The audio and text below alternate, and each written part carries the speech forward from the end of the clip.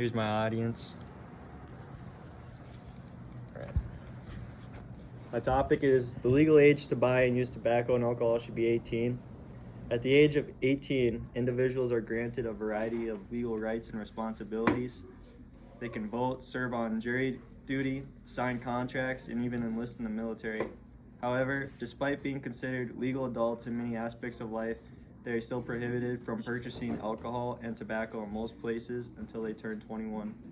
This creates an inconsistency in the treatment of young adults and raises important questions about fairness and logic. Today I will argue why the legal age for purchasing alcohol and tobacco should be lowered to 18, focusing on three main points: military service, the adult status of 18-year-olds, and the potential for increased tax revenue. Starting with my first point, if a young adult is old enough to join the military or be drafted, they are arguably old enough to buy alcohol or tobacco. At the age of 18, individuals can enlist in the military, serve in combat, and make life and death decisions for our country. They are trusted with immense responsibility, often in dangerous and high-pressure situations. Yet despite this trust, they are not allowed to make the decision to purchase alcohol or tobacco, two substances that, for many, are seen as part of an adult life. It seems illogical to grant 18-year-olds the responsibility of defending our nation while withholding the freedom to make personal decisions about what they consume.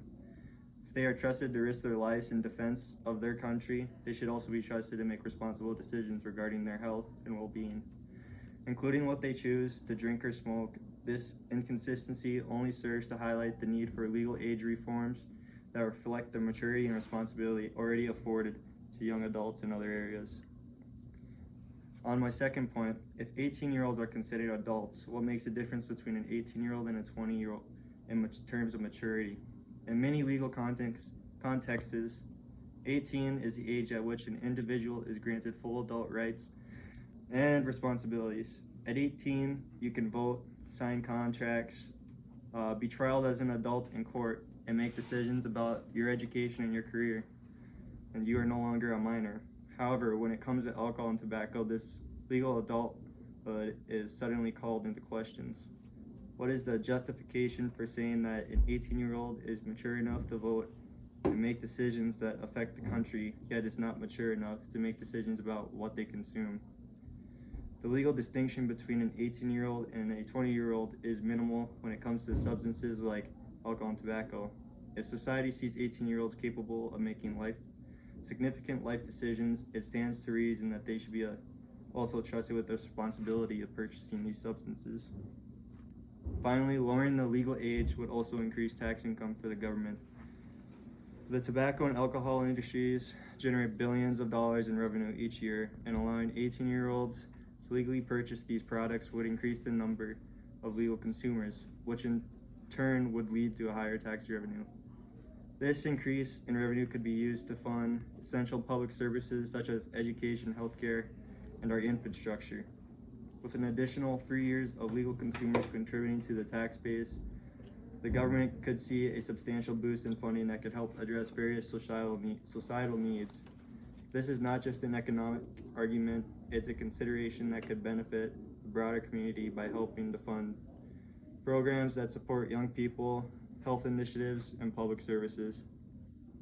In conclusion, lowering the legal age to purchase alcohol and tobacco to 18 is a logical decision that would provide more consistency in how we treat young adults.